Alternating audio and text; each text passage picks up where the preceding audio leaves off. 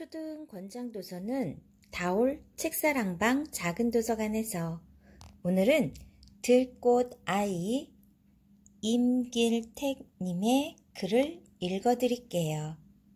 좋아요, 구독 꾹 눌러주시면 계속해서 함께 할 수 있습니다.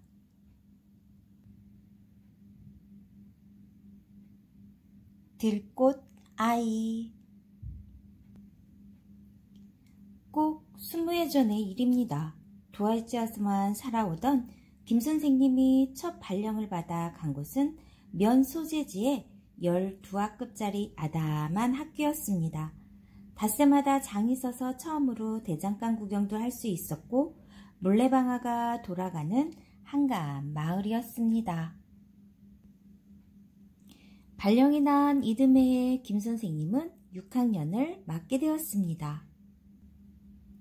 경험도 모자란 데다 초등학교에선 6학년이 중요한 때였으므로 마음을 바짝 재며 생활하고 있었습니다. 아이들과 낯익히기, 한 학기 동안 가르칠 계획 짜기, 교실 꾸미기 같은 일로 정신없이 바빴던 3월이 지났습니다. 교문 앞 커다란 버드나무가 맨 먼저 봄을 맞이한 양 푸른 빛을 나날이 더해가고 있었습니다. 선생님은 시계를 들여다보며 바삐 교문으로 들어섰습니다. 하루를 비웠을 따름인데도 교실이 몹시 궁금하였습니다. 어제는 교육청에 출장을 가는 바람에 수업을 빠지게 되었던 것입니다. 안녕하세요. 교실에 들어서자 아침 자습을 하고 있던 몇 아이들이 약속이나 한 듯 한 목소리로 인사를 하였습니다. 선생님도 웃으며 인사를 나누었습니다. 그리고 책상 앞으로 나아가다가는 그만 발을 뚝 멈추고 말았습니다. 꽃병 가득 진달래가 꽂혀 있었습니다. 이거 누가 꺾어 온 거지? 선생님은 웃음을 머금고 물었습니다. 도드라지지 않은 진달래꽃은 언제 어디에 있어도 정이 같습니다. 보선이가요. 정은이가 기다렸다는 듯 대답했습니다.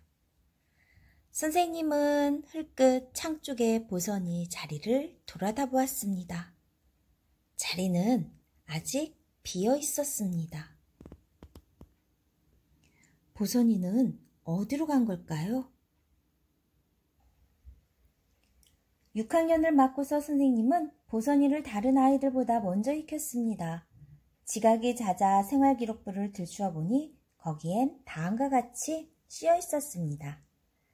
공부는 뒤떨어지나 정직하고 맡은 일을 열심히 함. 그때는 시험을 치러야 중학교에 들어갈 수 있었기 때문에 중학진학을 많이 시킨 선생님을 훌륭한 이로 대접해 주던 때였습니다. 그래서 6학년을 맡은 어떤 선생님은 아이들이 꼼짝 못하도록 아예 큰 몽둥이를 교실 안에 준비해 놓았습니다. 숙제를 안 해오거나 공부 시간에 게으름 피우는 아이들을 호되게 나무라고 때려주기 위해서였습니다. 아이들은 그런 선생님을 독한 선생님이라 부르며 무서워했습니다. 그러나 올해 6학년 여자반을 맡은 김 선생님의 생각은 조금 달랐습니다. 일하는데 시간을 뺏기는 가난한 집 아이들을 공부 못한다고 무조건 나무라고 때릴 수만은 없었습니다. 게다가 집안이 넉넉지 못한 부모들은 딸들을 되도록이면 중학교에 보내려 하지 않았습니다. 그래서인지 중학교에 못 가는 아이들은 그게 마치 큰 죄라도 되는 양 부끄러워했습니다. 선생님은 그게 잘못된 생각임을 깨우쳐 주어야겠다고 늘 마음에 담고 있었습니다. 6학년을 맡은 지 얼마 되지 않아 생활기록부를 내보이며 했던 이야기도 그런 생각에서였습니다. 여기엔 여러분이 지금까지 지내온 생활이 다 들어 있습니다. 또 올해의 생활도 들어갈 것입니다. 그런데 저는 여러분이 공부를 잘하여 수나 우를 올리는 것도 좋지만 어려운 친구들을 도울 줄 알고 맡은 일을 끝까지 잘 해냅니다. 와 같은 행동도 함께 오를 수 있기를 바랍니다. 진달래꽃을 처음 꺾어다 놓은 뒤부터 보선이는 꽃이 채 시들기도 전에 새로운 꽃으로 바꿔놓았습니다. 처음 진달래꽃을 보았을 때만 해도 아이들이 한 번쯤 그럴 수 있으려니 했는데 보선이는 그게 아니었습니다. 5월에 들어서면 꽃의 가지수가 더 많아졌습니다. 어쩌다 모양이 신기하고 예쁜 꽃을 보면 아이들이 이름을 물을 때가 있었는데 그때마다 모른다 라는 말로 대답을 대신해야 하는 선생님은 낯뜨거울 때가 많았습니다. 사실 아이들은 선생님에게 무얼 물으려면 벼르고 벼른 다음에야 용기를 내곤 했습니다. 그래서 선생님은 어떤 물음에도 성실히 대답해 주려고 마음을 먹고 있는데 꽃 이름에 대해선 도대체 자신이 없었습니다. 한두 번 그 꽃을 들고 다른 선생님께 찾아가 보기도 하였지만 모르긴 마찬가지였습니다. 심지어 어떤 이는 이 바쁜 세상에 그런 이름 알아서 무슨 소용 있나요? 그냥 노란 꽃, 빨간 꽃 하지요. 아, 그런 건 시험 문제에 안 나와 몰라도 돼요. 라며 농담으로 넘겨버리곤 했습니다. 선생님은 그런 대답을 들을 때마다 왠지 온몸에 바늘에 찔린 듯한 느낌을 받곤 했습니다. 그런 꽃들을 정성 들여 스케치하며 만일 아이들이 길가의 풀이나 곤충들 또는 개울의 물고기까지 잡아와 이름을 물으면 어떡하나 생각하니 속이 답답하게 이를 데 없습니다. 돌이켜보니 날마다 보아오던 학교 안 나무들도 모르는 것들이 여럿이 있었습니다. 어려서부터 우등생이라는 말을 집안 식구들이나 선생님에게 수도 없이 들어왔건만 지금에 이르러 생각하니 대학 다닐 때까지 무얼 배웠나 싶었습니다. 때마침 그 무렵 못 씹는 때가 돌아와 학교에서도 일요일을 낀 사흘 동안 가정 실습에 들어갔습니다. 김 선생님은 지난해처럼 들판을 쫓아다니며 못줄을 잡고 모를 심어보려던 계획을 덮어두고 집으로 갔습니다. 식물도감 한 권을 사기 위해서였습니다. 여러 책방을 뒤진 끝에 가까스로 찾은 그 책엔 아무도 손을 대지 않아 먼지가 쌓여 있었습니다. 그러나 선생님은 그 책을 무엇보다도 소중히 여겨 사가지고 와서 틈틈이 그려두었던 꽃 그림에 맞는 이름들을 찾아냈습니다. 더러 구별이 안 되는 꽃도 있었지만 꽃 피는 때와 색깔, 모양들을 들춰보면서 대부분 어렵지 않게 찾을 수 있었습니다.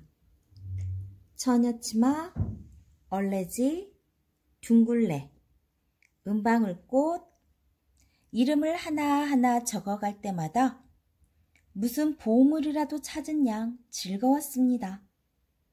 뒤늦게 아이들은 선생님이 어지간한 꽃 이름들은 척척 알아내자 이상하다는 듯 갸우뚱거렸습니다.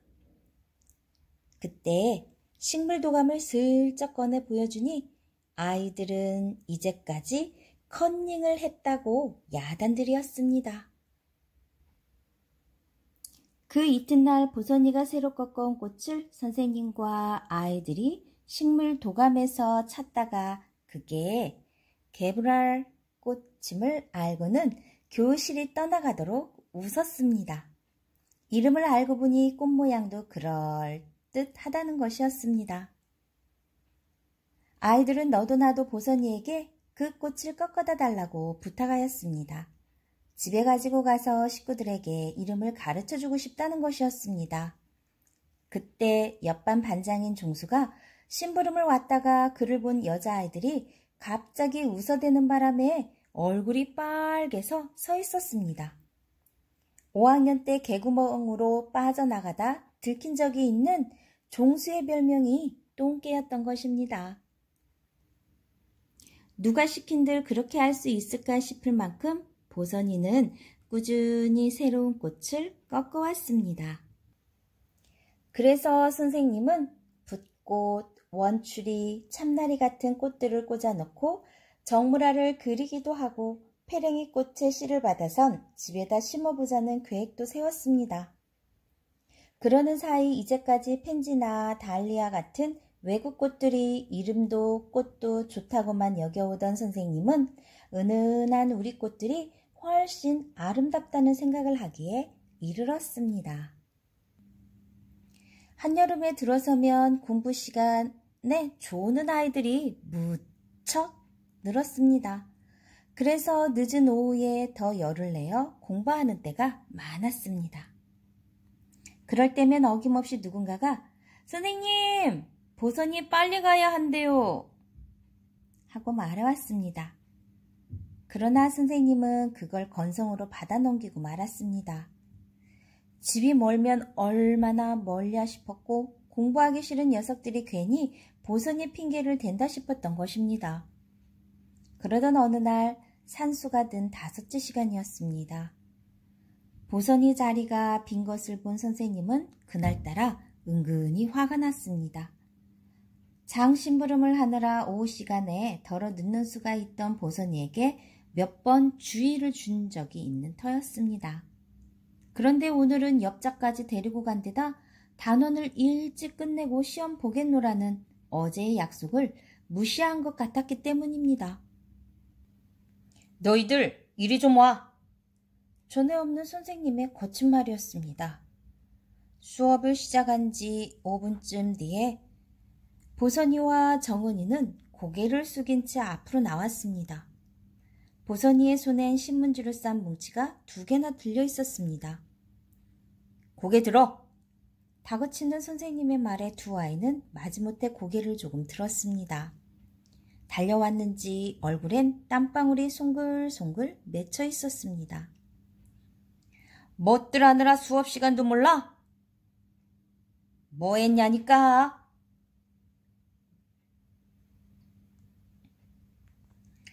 손전등하고 신발 이런 거 샀어요. 아버지 담배하고요. 보선이가 들릴 듯 말 듯한 소리로 겨우 말을 꺼냈습니다.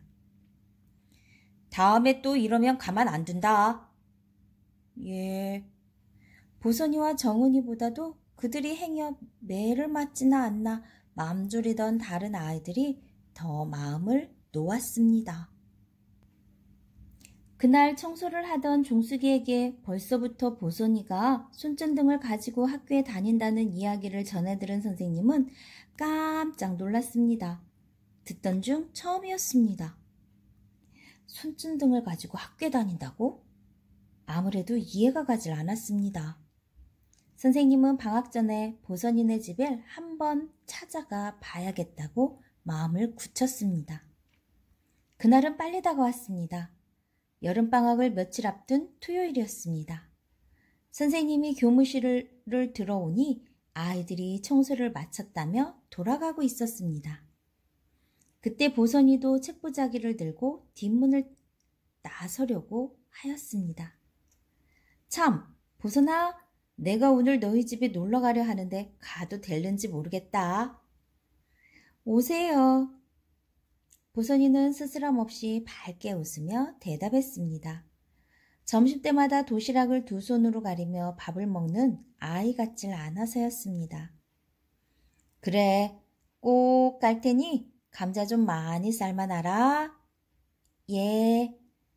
약속을 단단히 한 선생님은 멀어져 가는 보선이의 뒷모습을 바라보다가 자리로 돌아왔습니다. 퇴근 시간까지는 아직 시간이 있었습니다. 선생님은 식물 도감을 꺼내어 꽃을 찾기 시작했습니다. 백일홍을 닮은 것은 동작꽃이고 그 옆 보라색 꽃은 용담이었습니다. 이름을 찾아 불러주니 꽃들도 기분이 좋아 환히 웃는 것만 같았습니다.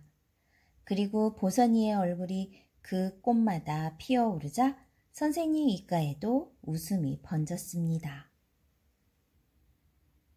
선생님은 아침에 남긴 밥으로 점심을 때운 뒤 한 주일 동안 미뤄두었던 빨래를 해 널었습니다.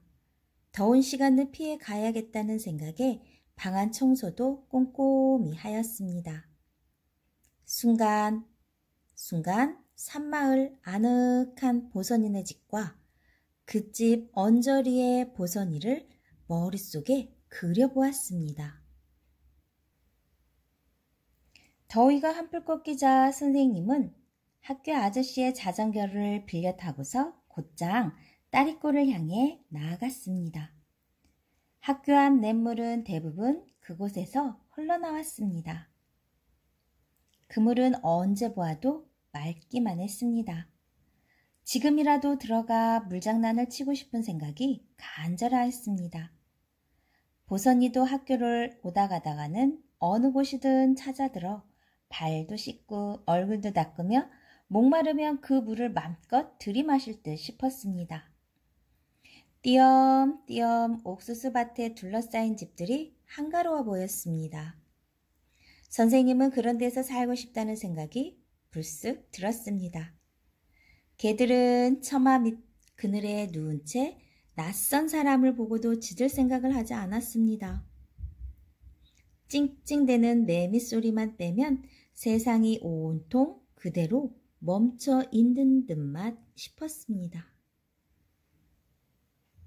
좁다란 오솔길이 나오자 더 이상 자전거를 끌고 갈 수가 없었습니다. 선생님은 길 옆 옥수수밭 속에 자전거를 밀어놓고 걷기 시작했습니다. 개울 양쪽 산에 온갖 나무들이 빽빽히 들어차 있었습니다. 나무들은 혼자서만 넓은 땅을 차지하려 하지 않는 것 같았습니다.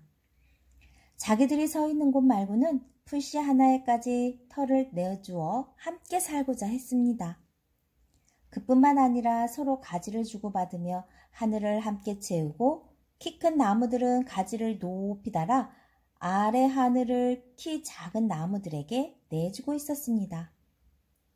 그래서 숲속엔 늘 평화가 깃들여 있는지도 모르는 일입니다. 온유알에 걸쳐 짙은 향기와 눈보다 흰빛으로 교실을 온통 은은하게 해주었던 한방나무꽃도 거기 보란듯이 다른 나무들과 어깨를 겹고 서 있었습니다. 벼랑 끝에 매달리듯 피어있는 도라지꽃은 보는 순간 오랫동안 사귀어온 친구처럼 더없이 반가웠습니다. 혼자 걷는 길이건만 각시치며 개쑥부쟁이 같은 수많은 들꽃들이 보선이의 얼굴이 되어 길동무를 해주었습니다.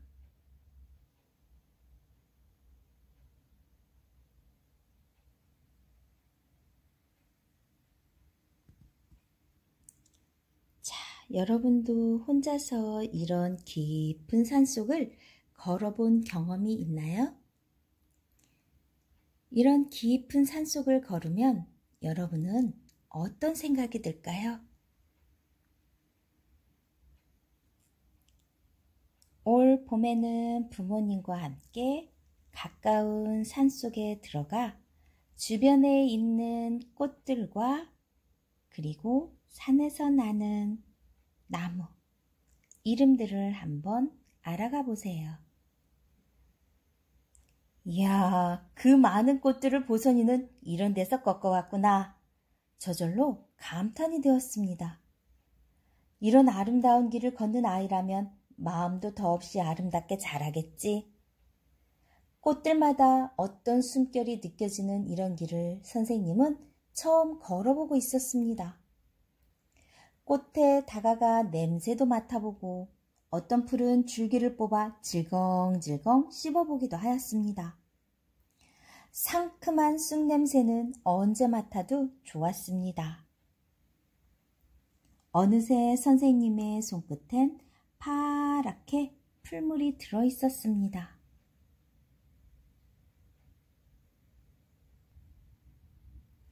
이윽고 두 갈래길에 이르렀습니다.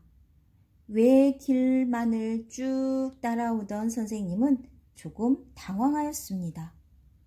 산등성이로 뻗은 길과 개울 쪽을 따라오는 길이 둘 다 똑같은 샛길이어서 보선이가 어느 쪽으로 다니고 있는지 구별을 할 수가 없었습니다. 선생님은 개울물로 목을 축이고선 더 걷기 쉬워 보이는 개울 쪽 길을 골라 잡았습니다. 그러나 걸어도 걸어도 끝이 보이지 않아 조급한 마음이 일기 시작하였습니다.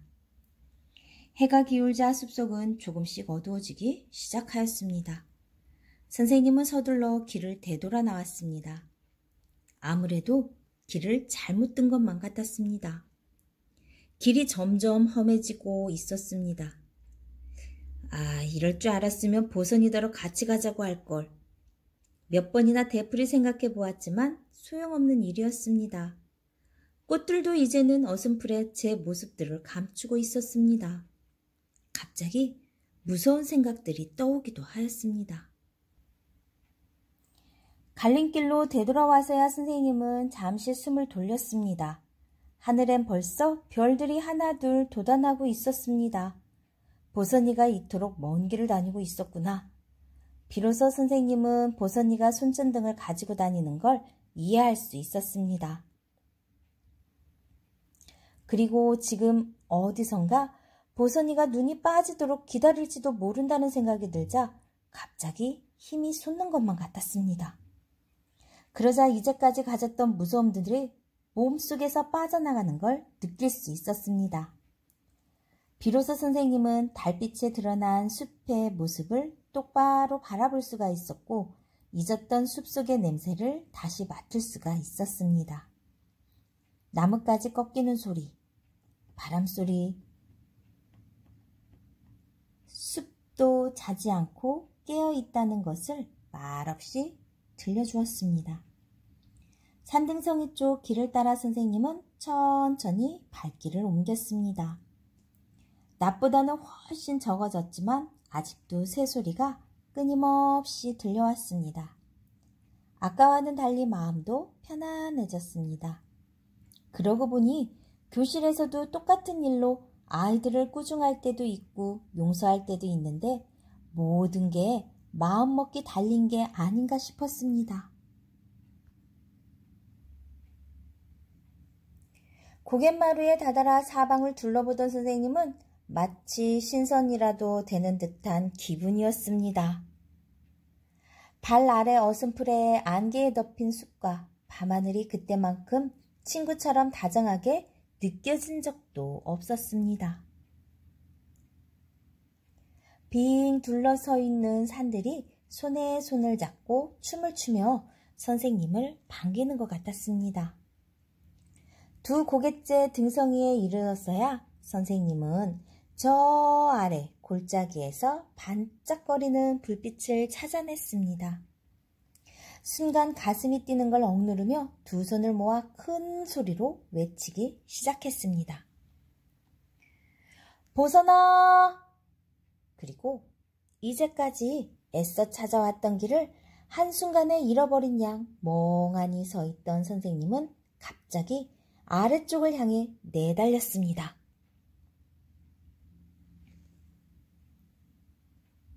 널따랗게 펼쳐진 하얀 메밀밭을 그대로 가로질렀습니다. 자꾸만 발이 채여 달릴 수가 없었습니다. 메밀들이 밟지 말아 달라고 발을 붙잡는 것만 같았습니다. 그러나 그런 것도 아랑곳하지 않고 지름길이다 싶은 곳이면 가시덤불이고 웅덩이고 거침없이 뛰어넘었습니다.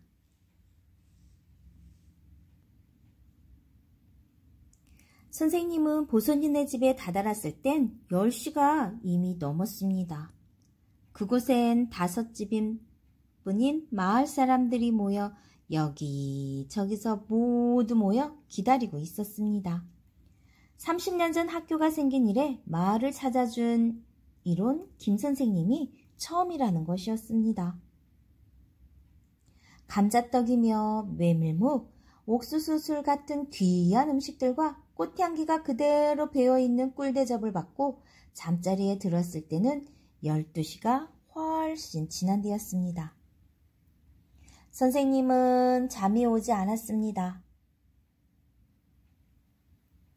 마당 앞을 흐르는 물소리가 귀를 기울일수록 점점 더 맑게 들려오고 열린 방문 너머로 북두칠성과 카시오페아 별자리가 뚜렷이 눈에 비쳤습니다.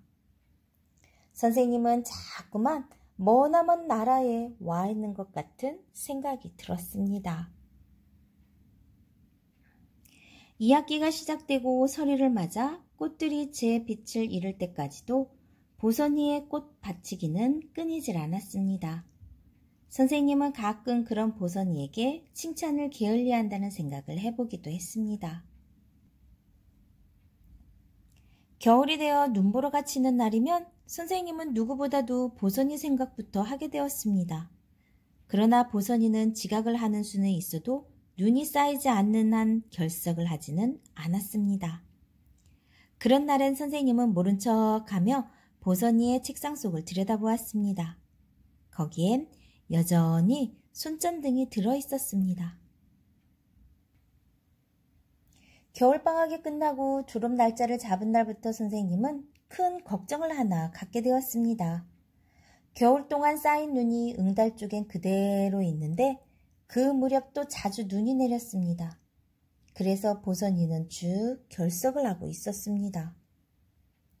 졸업하는 날에도 끝내 보선이의 얼굴을 볼 수가 없었습니다. 선생님은 참으로 안타까웠습니다. 3월이면 군인이 됩니다.